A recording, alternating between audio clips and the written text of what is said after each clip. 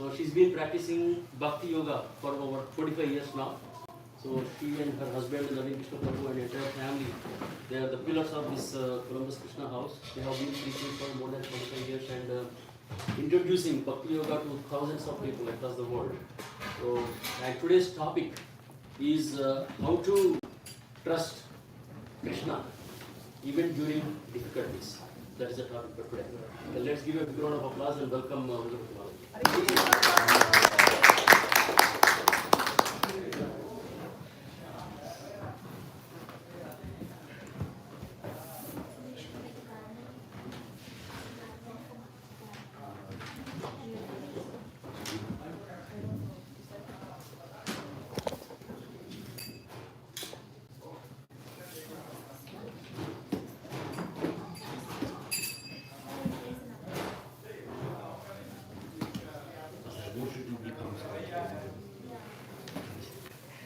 Jaya Radha Madhava Kunja Bihari Jaya Radha Madhava Kunja Bihari Jaya Radha Madhava Kunja Bihari Jaya Radha Madhava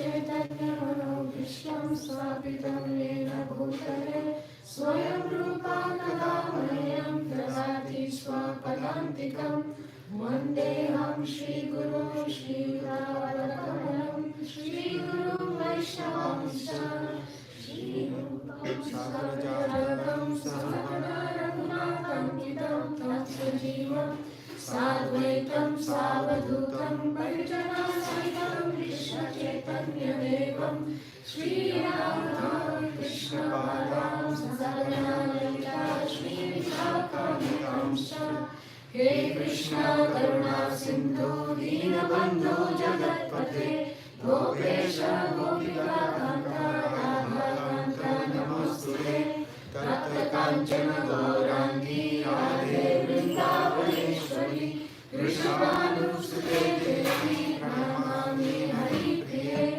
वंशकल्पतरुभ्यश्च कृपासिन्धुभ्येव च पतितानां पावनेभ्यो वैष्णवेभ्यो नमो नमः। जय श्री कृष्ण चैतन्य प्रभु नित्यानंद श्री अद्वैत गदाधर श्रीवासादि गौर भक्तवृंद हरे Krishna Krishna Krishna Hare Hare Hare Ram Ram Ram Hare Hare. Hare Krishna. Thank you everyone for coming from the Sunday feast. Before I start sharing whatever I heard from my spiritual masters and senior devotees, I seek blessings of Mother Kamagiri so that I can repeat the words that I heard, and all the senior Vaishnavas and Vaishnavis in the assembly, please pray for me so that I can repeat the words. It's not my own realizations, but I try to repeat the words as much as possible that I heard. This topic, I chose this topic because everything has a story in my life. I don't like it sometimes, but it's okay. I work in school, so one day one Indian Mataji, she came to South that day, just for that day. She also speaks my language, Telugu. I don't know why she felt. We were in study hall, you know how study halls in middle schools, nobody do anything, just sit. Students sit, teachers sit. Nobody does anything. That's when I studied Vedais.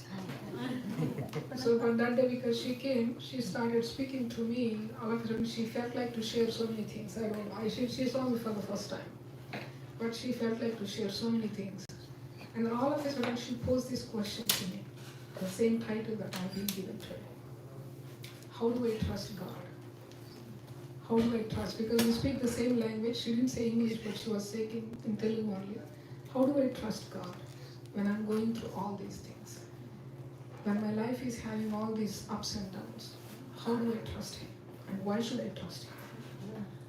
So I thought, okay, this is going to be my nice title for my class. Because that's what we go through also in our lives. We may not say it openly like her, but we do have those feelings in our heart when we go through really, really difficult times. One thing we need to understand is life is not predictable. We never know what will happen. With 11 o'clock, 11:30 on Sunday we are here. Next Sunday we don't know. Not even when we go home we don't know. So it is very, very fragile. Life is like that. But we plan ahead as a duty. We plan, we do. Recently, very distant relatives of my mother's side, she is a dentist. She is very well educated. She's already finished her MBBS and she is doing her, in India they need to go to the post-graduation PG even if you do MBBS to get a job in the hospital. So she did that, she's doing that right now. And she's in the last year of her PG. So one more year, probably next May, she's ready to get into the hospital and be a dentist. So she came back from the hospital just 4 days back. This happened. And at 5 o'clock, I think in the evening, she came back and she told she's living with her grandparents because that's where her college is. Her parents lives in Hyderabad, but her grandparents lives in a city called Vijayawada. So she's studying in Vijayawada. So she went and so every day same schedule. She comes back, she goes to her room, she refreshes, and then 7 o'clock they all sit together, both grandma, grandpa, and then they eat dinner. So 7 o'clock they knock the door, no response. Few times they knocked, then they called her cell phone. Cell phone says switched off. And they kept knocking, no response from inside. So then they had to call someone and break the doors. And then they see her hanging. Right? So it's like an utter shock to my mom's relatives. They don't even know because she never shared anything. And they're imagining, so she will get married, and then everything, the whole plan of a goal, or the whole plan of a person, human being. And all of a sudden, everything is shattered. And they don't know why it happened. What is the reason? There is no note, there is no communication, any text messages before and after of what happened. So life is like that. We never know what will happen. But we wanted to take advantage of every minute to collect something that is not going to come with us. We are so eager to work to collect something that is nothing will come with us. I was sharing with her only. I was sharing my father. He honestly, I'll tell you because you're not going to go to India still, but I'm going to tell you. My father left for me and my sister probably around 4 crores of property. Right? So, what am I doing with it? I'm working in a school to live my own livelihood. If I go to India, I'm like a, boss, rich person. But when I'm here, I'm like a pauper. I'm like, I need to go to school. If I don't go to school, I'm not going to get salary. I can't go to Sadhusanga. So I'm just trying to relate. Like, he worked so hard all his life, but he couldn't take anything with him. That's what I'm trying to tell you. Nothing could go with him. So life is like that, and there are ups and downs along the way. Every single person will have difficulties in life. So one time, one sage, he called the villagers, right? He called all the villagers, and he said, write down your problem on a paper and put it in this bin. So everybody wrote their problem and put it in the bin. After everybody put the bin, he gave some, speech. At the end of it, he said, so from this bin, pick up the paper that is not yours. Like say I wrote I need a better job. And then somebody wrote something. So I cannot pick up my paper which says I need a better job. I have to pick somebody else's. So he said, pick up somebody else's paper, not yours. Nobody wants to pick. Because every problem that they thought is big for their own, they thought everybody has much more bigger problem. They said, no, we don't want to pick up other problems. They are much more bigger than what we have. So life is like that. For small things, we get so much disturbed. We get really annoyed, thinking that that's the biggest problem of life. I only have this problem and no one else has this. But it is not true. One time, one king, he called his ministers and he said, I need a solution that when I am happy, it should make me sad. When I'm sad, it should make me happy. So they are like, if you are sad, we can do something to make you happy. Call somebody to play some music or something so we can make you happy.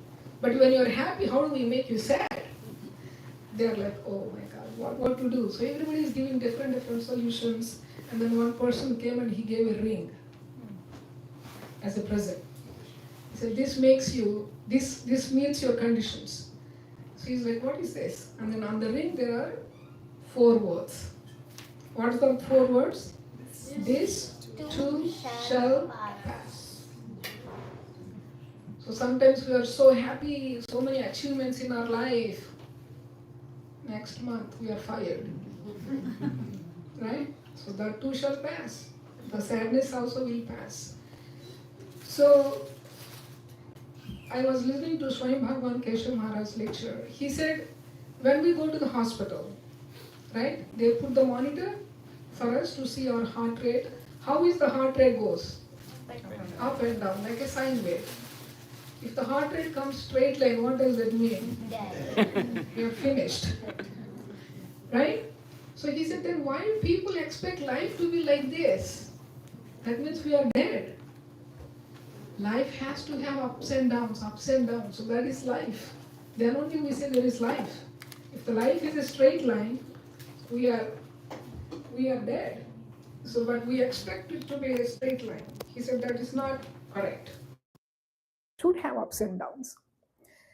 So there is a Christian prayer that it actually imbibed into my head, because that's how life is. Like it says, God, I prayed for strength, then you kept sending me obstacles to overcome. And then says, God, I prayed for wisdom, you kept sending me problems to solve. God, I prayed for love, you kept sending people who need help. If you analyze these three, we can live happily. Right? When we are praying for strength, we go before Krishna and we say, Krishna, please give me strength, please give me strength and intelligence. He's like, here, one obstacle for strength and one problem to solve. That's the only way he can make us stronger. That's the only way he can make us come closer to him. If Gajendra, if he would not have that crocodile fight,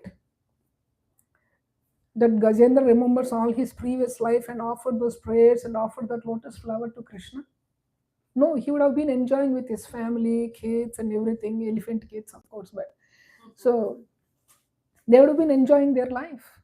But he needs to send this crocodile in his life so that he remembered his previous life and he remembered the prayers that he was, having in his previous life. That's how he offered from the heart. That is another thing. We can read the prayers of previous acharyas. We have so many prayers, Bhaktivinoda Thakur, Narottam Das Thakur, so many. We say it's a treasure house of prayers in ISKCON.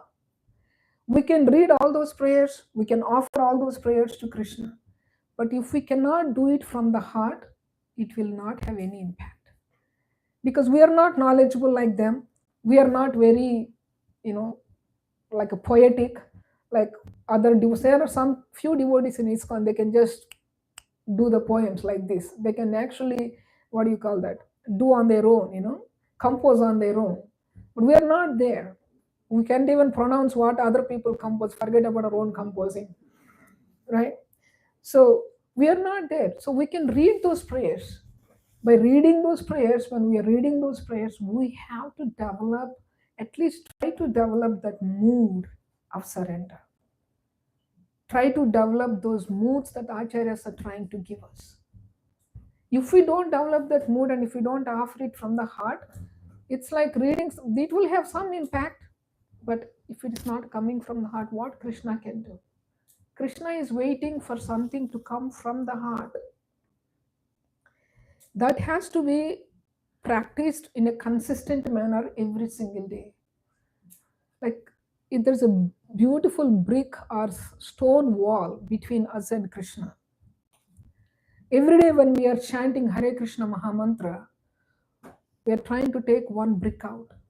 And then we could see there is something blurry out on the other side of the wall. What is it? We don't know. And we keep chanting and we take another brick.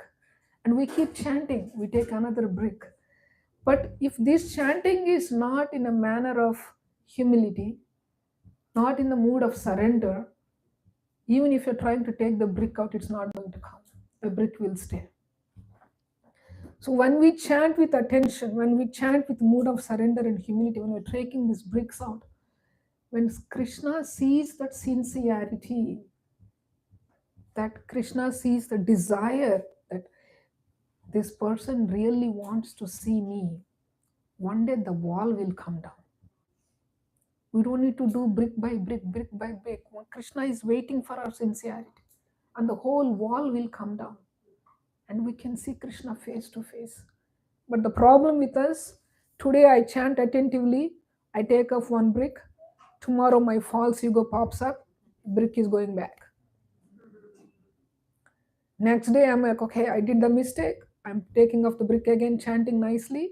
Again, Krishna throws one situation in my life, and my false ego, and I don't remember Krishna, I don't remember the etiquettes, I don't remember any Vaishnava qualities. All I remember is I need to satisfy my ego. And then the brick is flying back onto the wall. We have been doing this life after life, life after life, life after life.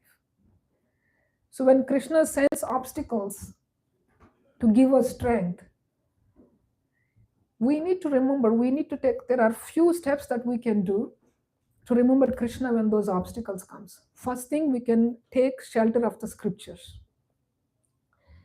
Srimad Bhagavatam, tell me one Srimad Bhagavatam story. It's a Disney World story, happy la la la life. Tell me one Bhagavatam story that is like that. You take Dhruva Maharaj's story.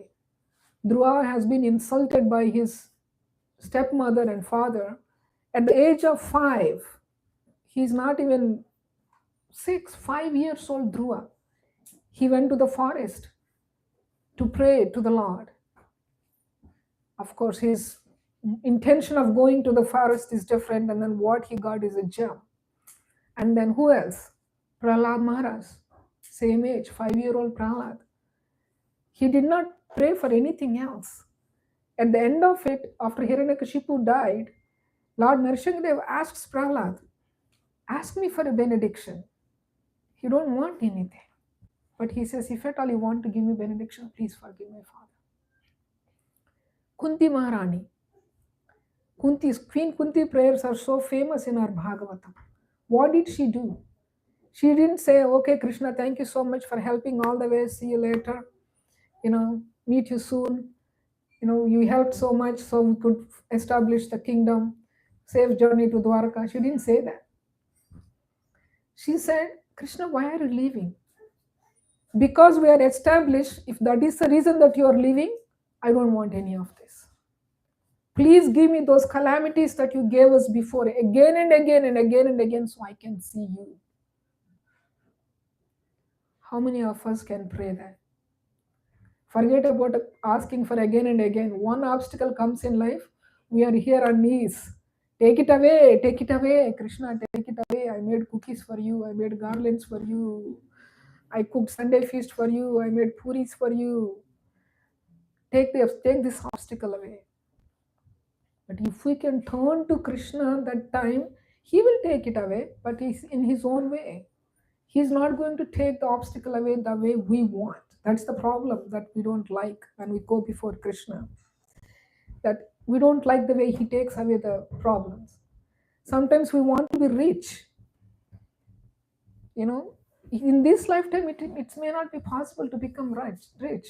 But at the time of death, if we keep thinking, oh, I wish I was rich, I was rich, I'm dying as a poor woman, I'm rich, I wish I'm rich. What happens? Krishna says, what we think at the end of our lives, based on our karma, based on the desire, that's what we become. But it is like getting into college. Just 4.0 credit is not enough. You need to have community service hours, you need to have this extra, you need to have that extra. They will see a whole lot of stuff along with your 4.0 credit, GPA, right? So same thing with Krishna. When we want to be rich, okay, this lifetime I am poor, so next lifetime I wish Krishna I'm rich. Okay, that's your desire, I'll make you rich, because that's what I'm thinking at the time of my death. But do I have enough credits to meet that criteria to be rich? If I do not have enough credits to meet that criteria, I will still be in a mansion next life, but as a fly, as a bug, as a dog, something. But if I have enough spiritual credits, I may be rich and I can be in the human form there. But then what is that? What will happen? You are rich, you forget Krishna. You are rich now, you have so much wealth to take care of, you forget Krishna. If you have enough spiritual credits also, that's when Krishna enters. Krishna comes along with you. Your credits comes along with you. Only the spiritual credits comes along with us when we leave this body. I may be a PhD student in this lifetime. Next lifetime, I have to start all over from ABC kindergarten. Nothing is going to come back with us. But the spiritual credits, whatever scale you finish, on the scale of 1 to 10, if you finish 5, next life, your spiritual credit starts at 6. So when we understand these logistics, when the obstacle comes in our life, first thing, as we said, take the shelter of the scriptures, read all those prayers. We need to have faith in Krishna, first thing. Very first thing, we need to believe that he is going to help us. How are we going to believe him? Through the words, the scriptural words. We can talk to Krishna. Maybe Krishna is talking to us, but we are not pure enough to listen to him. So we read Bhagavad Gita, we read Bhagavatam, where we saw Krishna reciprocating with his devotees who are sincere and serious enough. And that opportunity is there for every one of us. We could not hear Krishna, that means we are not there on that pure state of mind. And when we reach that pure state of mind, we'll be able to hear him. So when we take the scriptural references, take the shelter of the scriptures, we read all these pastimes of Kunti Maharani, Dhruva, Prahlad, how they handled when the difficulties came. To handle like that, we need to have stronger faith. If we do not have faith in Krishna, nothing will happen. That is the first step, Shraddha. And another thing that we need to do, scriptural reference is there. One thing we need to be very honest before Krishna. We need to confess that I don't believe it. Krishna, I'm really struggling to believe that you're going to solve this problem for me. I'm struggling to have complete faith in you that you're going to solve this problem for me. Because last time you gave me obstacle, it's not even 2 months, you threw me another obstacle. You're going to throw me another obstacle? Why I have to struggle like this? If you're really truly existing, if you're truly there, why I'm facing all these obstacles, Krishna? Are you really there? I'm struggling to have this belief. Talk to Krishna, devotees. We may not listen to him now, but he is listening to each and every word that we are saying to him, every prayer that we are offering to him, and he will reciprocate. We may not see his reciprocation the way we want, saying like Raghunath, Laddu, oh Laddu, eat, Krishna, eat, and then he came and eat from the hand of, we may not be on that state, but he is listening. Every prayer he is listening, every word he is listening. We need to confess that in front of Krishna. We don't need to act so advanced in front of Krishna. We are so used to it, right? We are so used to it to act as if we are so nice, we are advanced devotees, and when I chant, I see Krishna face to face. And I call Krishna, Krishna comes right in front of me. One time, one devotee went to Prabhupada and he told Prabhupada that, Prabhupada, when I'm chanting, I see some lights. I see some lights. Is it Krishna? Prabhupada said, keep chanting, it will go away. So we are like that. Oh, I'm chanting for last 25 years.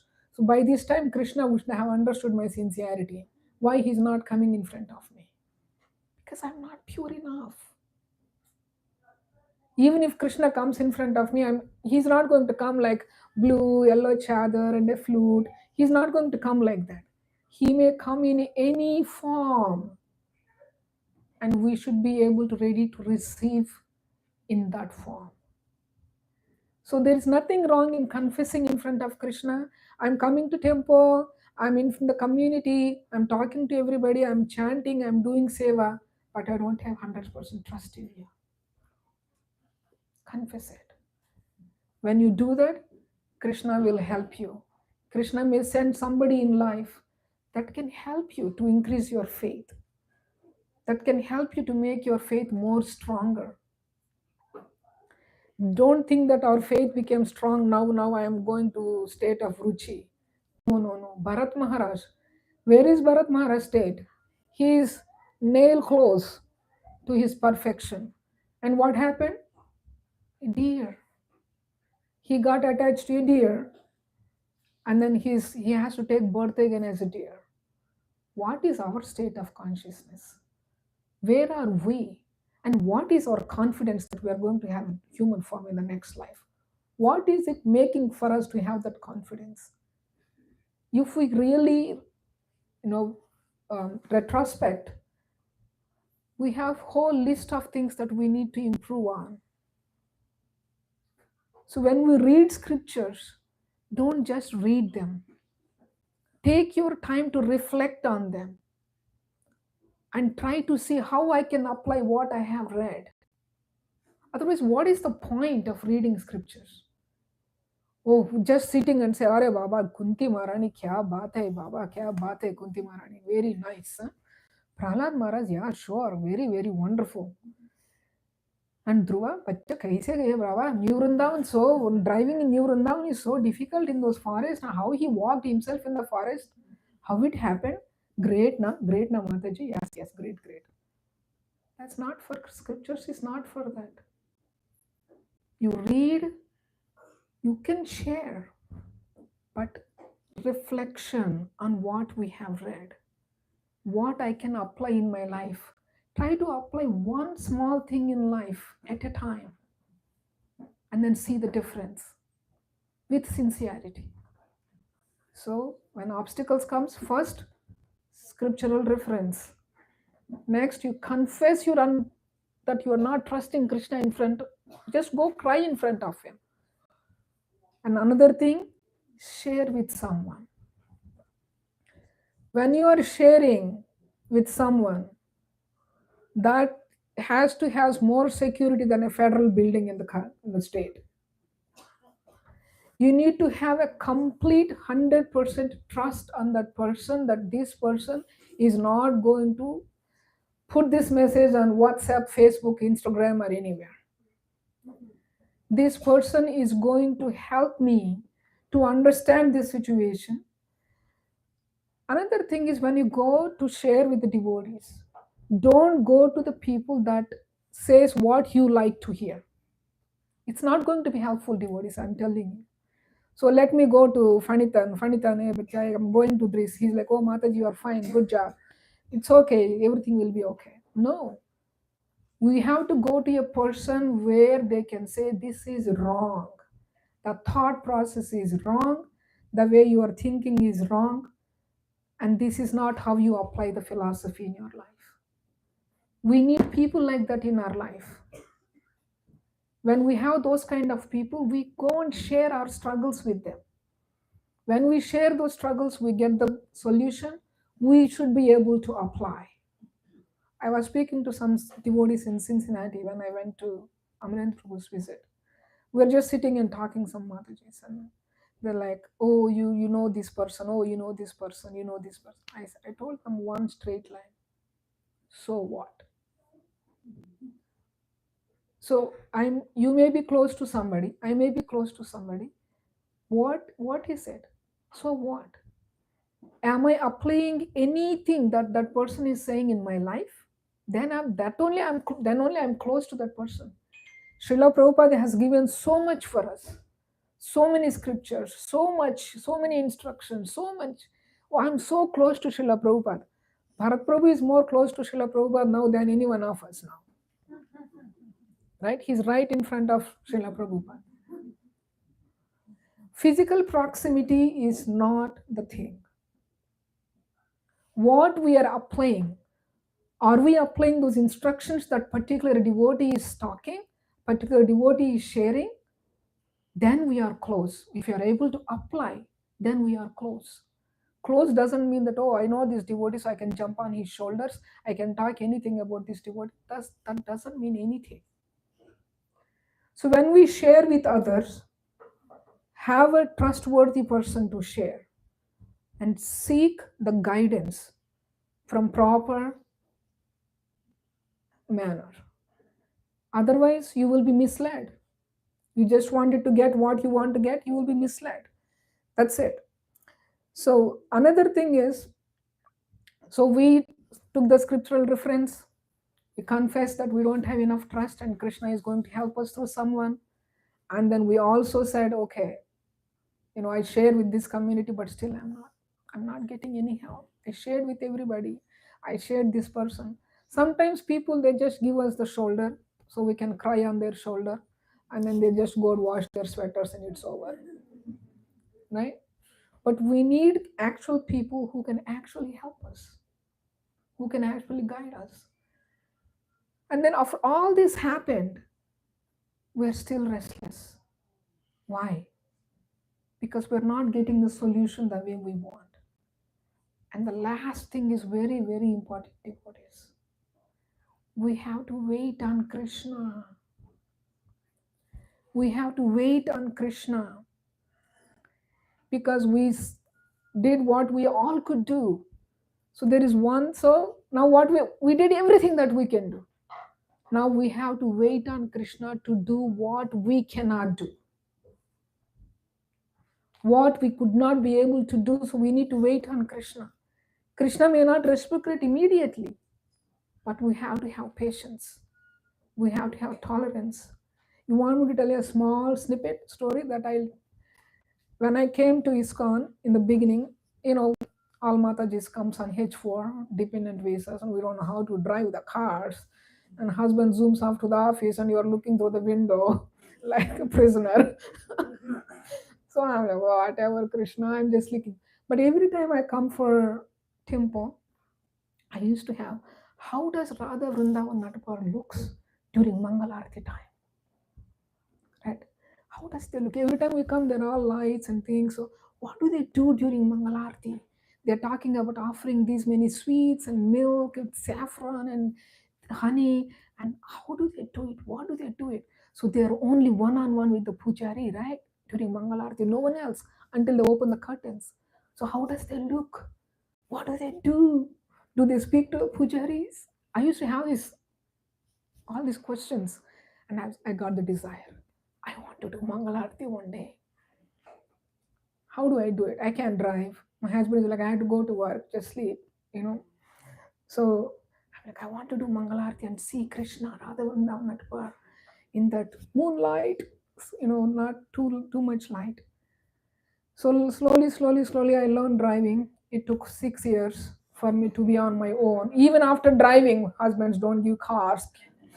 So, so because they're so confident on us. So it took 5 years for me to be on my own. So then I started coming for dressing. So I came for dressing one day at those days dressing is a little late. So I came for dressing at 5:45. Right? Curtains are closed. I'm like, everything is dark on the other side of the curtain. I'm like, oh, what happened? Radha Vrindavan Natapar is still sleeping. In another 15 minutes, dressing has to start. So that time, temple president was Rasamanjari Mataji. She used to live in the apartment in the next street. So I called her, Rasamanjari Mataji, no one woke up Krishna. And she's like, oh no, that devotee is supposed to come today and do Mangal Arati. I said, but no one is there. Krishna is still sleeping. She's like, you go on the altar. I'm like, what? I can't go on the altar. I don't know the procedure. She's like, I'm saying everything on the phone. Go, take Achaman. Like, take this sweet, put it here, do this. So I put her phone on the speaker and I did Mangal Arati. But how many years it took for me to see Krishna's reciprocation? 5 years. It's not very small, devotees. It's 5 years is a long wait to do a Mangal Arati for Krishna. Right? Because I would have come in between, but maybe Krishna thought I'm not ready. So he didn't make the arrangements for me.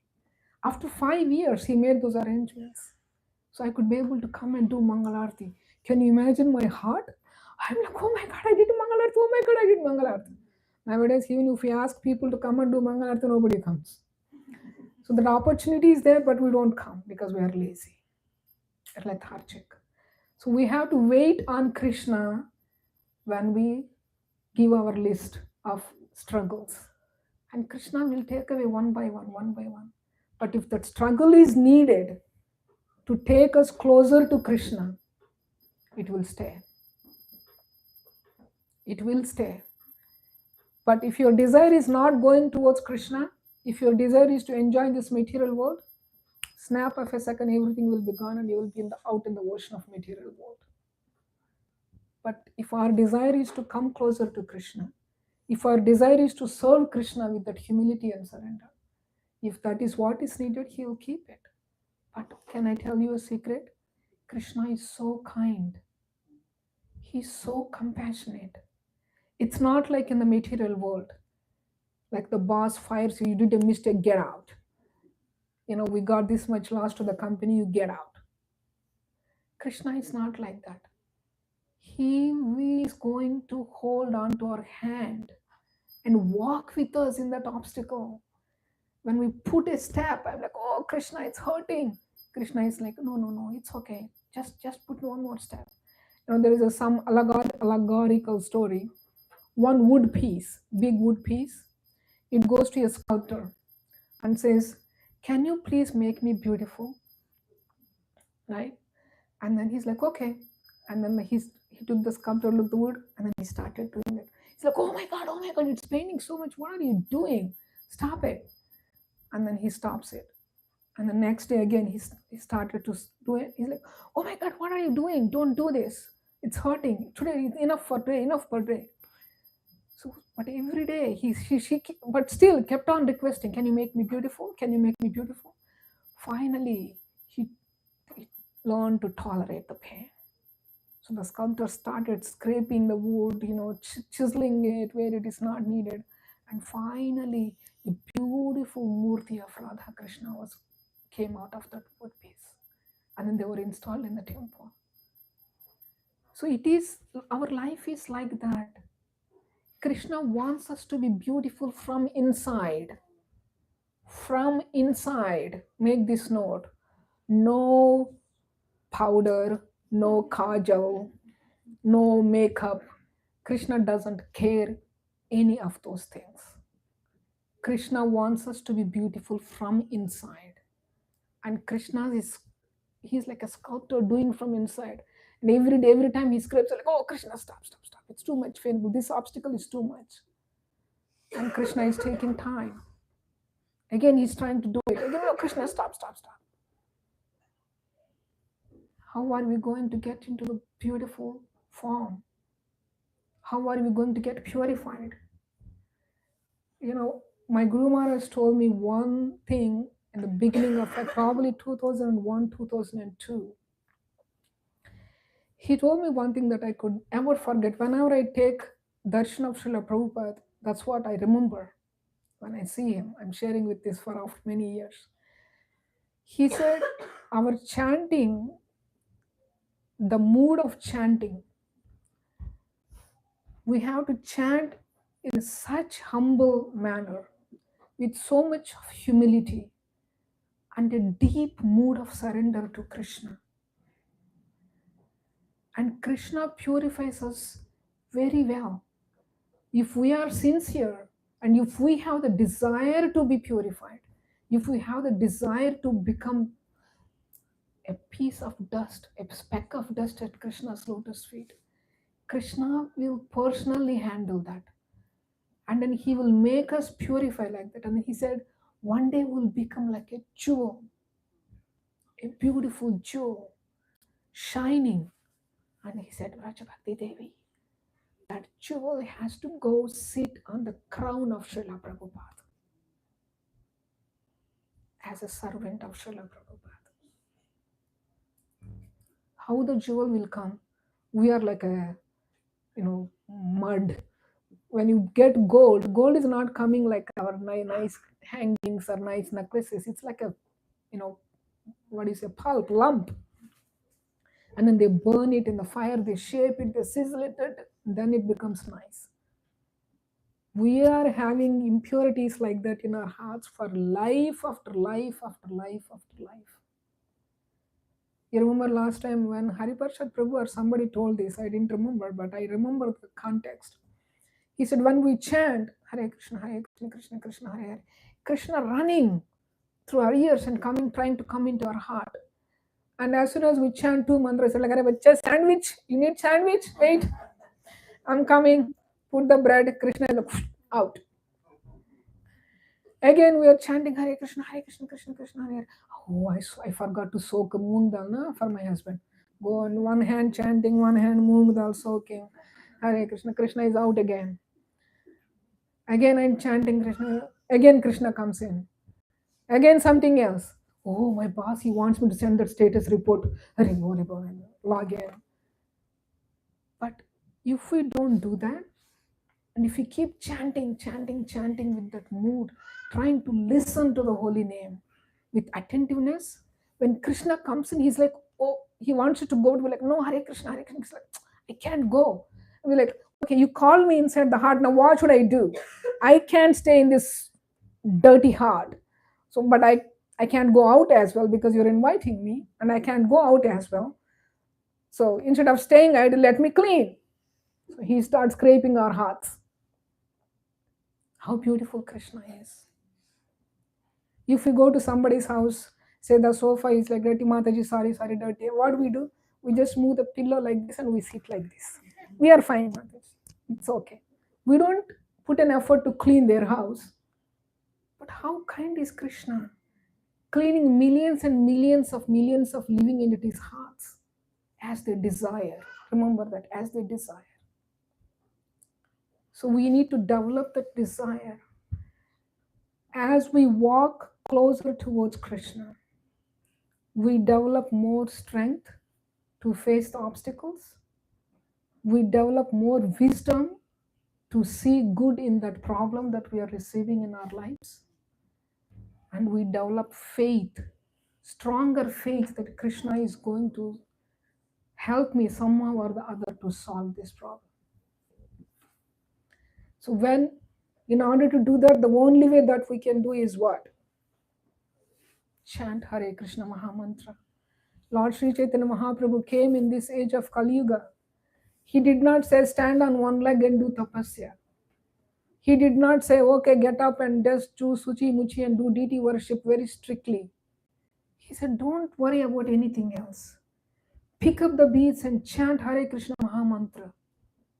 Hare Krishna, Krishna Krishna, Hare Hare, Hare Rama, Rama Rama, Hare Hare. So when we chant and when we're waiting on the Lord, how it helps? Tell me how it helps. We are waiting on the Lord. That means what? We are not the controllers. First thing that we need to learn in our life, I am not the controller. I am the servant. And I'm waiting for the Lord to reciprocate. We have so many pastimes where people can, you remember that pastime? Who is that? Ramanujacharya's pastime. Who speaks to Ranganath? Kanchipurna. He's fanning, right? He directly speaks to Ranganath. And everybody asks, okay, Ramanujacharya is getting sannyas, go and ask him what name is good for him. And then he goes and speaks. And one day one devotee comes and he says, can you ask when I go back to the spiritual world? And then he gives some time. Okay, this is the time that he's going to come back to the spiritual world. And Kanchipurna asks, when I am coming back? And then Ranganath says, not yet. Look, what do you mean not yet? I'm speaking to you directly face to face. That's what I was telling, physical proximity. It's not like Kanchipurna is a pure devotee. Krishna is trying to teach us through him. But remember that one thing, Krishna never neglects our life. Never. That is not his nature. Krishna's nature is not neglecting. Krishna's nature is not cheating those people who are coming to take shelter at his lotus feet. In India, we see so many Babajis. Oh, you come, we do puja, everything will be fine, you pay 5,000, 10,000. Krishna is not like that. We may think when the struggle comes, we cry. Do you think Krishna is like, yes, finally, she's crying? Right? Krishna is not like that. He's standing there, sitting there and saying, just turn towards me. You're struggling, you're crying. My heart is paining when I'm seeing you struggling. My heart is paining when I'm seeing going through this misery. Can you please turn towards me? No, we don't want to turn towards him. We are running. There are so many solutions. Google, what is the solution? How can I say nicely to this person that is blaspheming me? We are trying to find material solutions, running, running, running. Krishna is like, but Krishna is walking along with us. He's begging, baby, please, can you please turn towards me? I have everything for you. Please come to me. We are not running. We need to learn that, devotees. It's very hard, I'm telling you. I'm sitting here and talking, but I'm not saying that I'm practicing 100%. I also cry. When the struggles comes, I cry. But I developed this habit from the very beginning of my life. Krishna is so amazing in my life. From the very beginning, he made the arrangements for me. When you cry, you come in front of me only. It's not like sincere, but I enjoy it. I just go and really loud with Krishna sometimes. Why? Why this Mataji saying like this? Why is this like this? I'm not blaspheming him. I'm like, Krishna, I don't know where to say, what to say. I can only tell you. The heart becomes lighter, but at the same time, we know Krishna is the controller and we are his servants. And we have to wait with patience and tolerance. And then when we follow all these steps, when the struggle comes, it's easy for the other people to say, oh, sorry, so sorry that you're going through this. Oh, really? Oh my God. Yeah, yeah, yeah. But the person who is experiencing it, their pain is totally on a different platform than people who are listening to the pain. But when we go and take shelter, and when we understand this is not in my control anymore, Krishna will take care. And he will help us to become more stronger. And being in the association of devotees who has more faith, being in the association of devotees who has that willingness to surrender more and more towards Krishna, our faith increases and we develop the desire to serve Krishna more and more. And ultimately, one day it will come. I'll tell you this one small story that Amarendra Prabhu told in Cincinnati. And I tried to record on that day, but everything went on mute. I don't know why. He said in Kerala, this Guru Ayur temple, something temple, Guru Ayur temple. So they have elephant procession every single day, right, in the evening. So there is this one elephant that serves the Lord every day. So every day the elephant comes, and exactly at the time it comes, and then it just kneels down, and then they put the Lord on the elephant's back, and then it goes around the procession, comes again, kneels down, they take off the Lord, and it goes back to its position. So one day the authorities thought, we need to give opportunities for other elephants also, because this elephant is becoming a little older, and to train another elephant immediately will be difficult. So we need to get another elephant. So they got another elephant. But he was so unhappy. He started, making sounds that he wants to do the service. So they let him do. But then they realized, okay, he's not going to allow anybody to do the service. But we are going to have a race for the elephants. This is all true. Okay, this is not like some fiction story. This is all happened in the Kerala temple. So they got few elephants, and then they said, we are going to have a race. Whichever elephant wins, we are going to take that elephant, so that it's fair on anybody, that we didn't, particularly chose a particular elephant, but whoever won. So they had this race. This elephant, which is serving for so long, is the oldest elephant among the group. But the desire to serve the Lord in that elephant body, the desire of that soul in that elephant body is so strong that it won the race. Now they have no option. It won the race. So next 1 year contract, right? 1 year. Again, this elephant served. So next time they thought, okay, we are going to tie this elephant, the old elephant, and we'll have the race for the rest of the elephants. And they tied him with chains, the iron chains, legs and everything. And they were arranging the things for race. When all the elephants are lined up, this elephant, the desire to serve the Lord, it just was struggled, fought through it, bleeding with his legs and things. He broke the chains and he ran to the race and he stood in the race. With those legs in that pain, again he won. Again he won. Like, wow, what to do? So again he was serving the Lord. And finally, they said, okay, even if we tie him here, he's coming, we are going to tie him a mile away. So they took him away, a distance, almost a mile distance away. They put him there, and then they were conducting the race in the premises of the temple, near temple. Only Krishna knows, even from that mile distance, exactly at the time of the race, it came running from that mile, the elephant. Again, it participated in the race, again won. So they are like, okay, this is it. He is going to serve the Lord until he leaves this body. So on an Ekadasi day, Vaikuntha Ekadasi day, when he became old, he was in deep pain with his health. The elephant was in deep pain with his health. So still he don't want to give up the service. The elephant came, they put the Lord on the elephant. He did the procession, came back, they took off the Lord. It went outside of the temple. Outside of the temple, and there is open ground.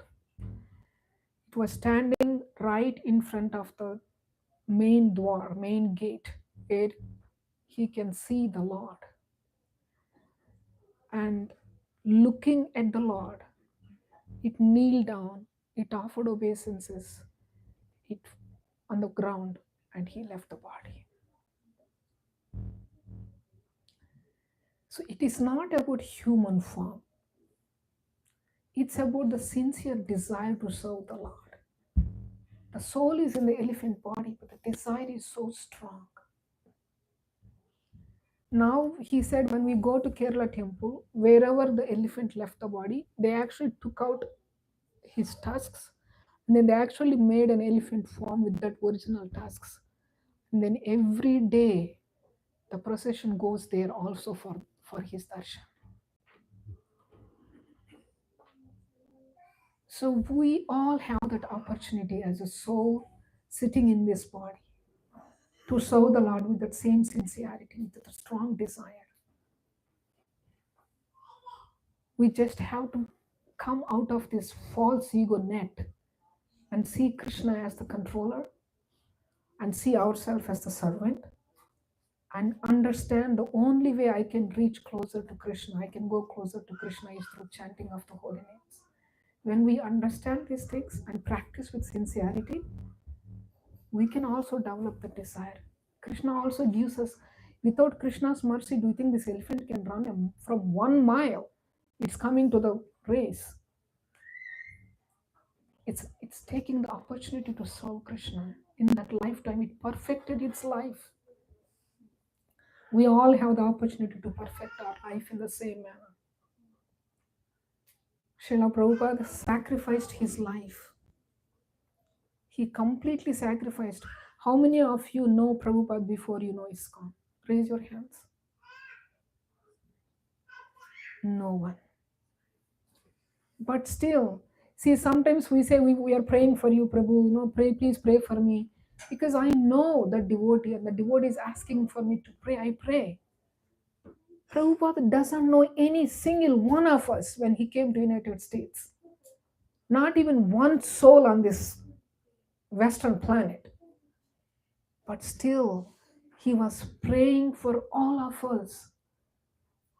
Do you want to waste his prayers? Do you want to misuse his prayers? Think about it.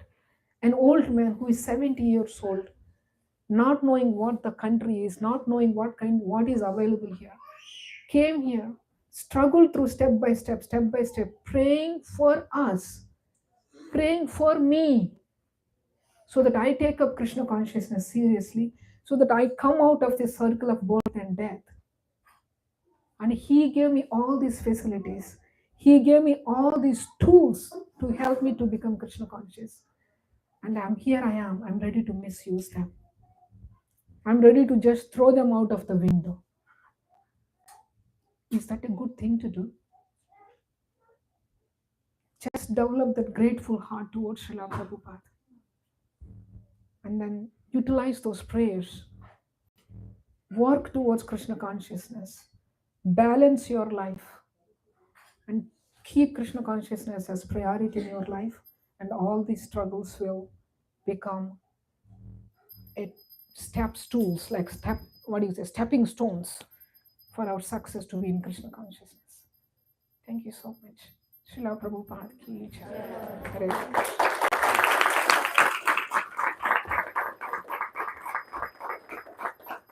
It's time for Aarti. If anybody has any burning questions, I'll take one. Mata, ask an easy question. It is a question, but it's not really a question. But we have some guests who, it's their first time coming. Can you explain, because I keep hearing you say Hare Krishna, Krishna Krishna, Hare Hare, Hare Rama, Rama Hare. Can you tell me what that means? Okay, so we chant every single day. It's a Maha Mantra, it's called Maha Mantra.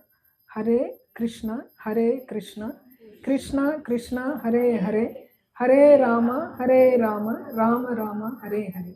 So 16 syllables.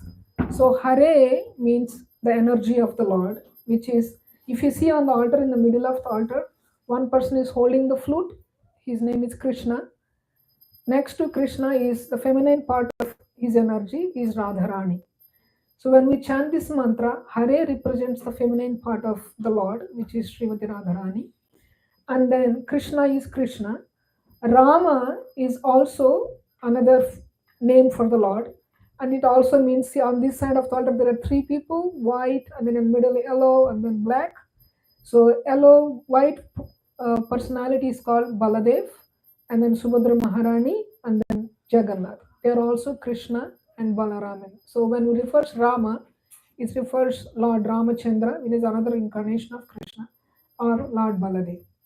So the whole meaning of this mantra comes to, O energy of the Lord, O Lord and O energy of the Lord both, please engage me in your devotional service.